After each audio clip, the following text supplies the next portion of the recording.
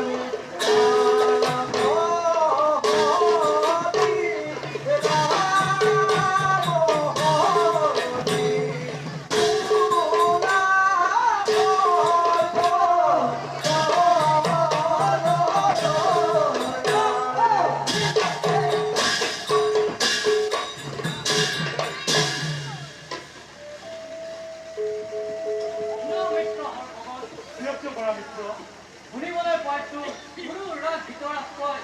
দৃষ্টি লাভ কৰি দিক ভিতৰ কাৰণে সভা আয়োজন ইয়াত আমাৰ কৰ্তব্য কি হোৱা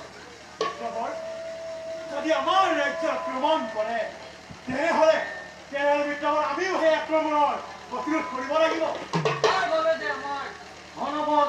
আৰু জনবল হানি হ'ব ইয়াত আমাৰ কি লাভ হ'ব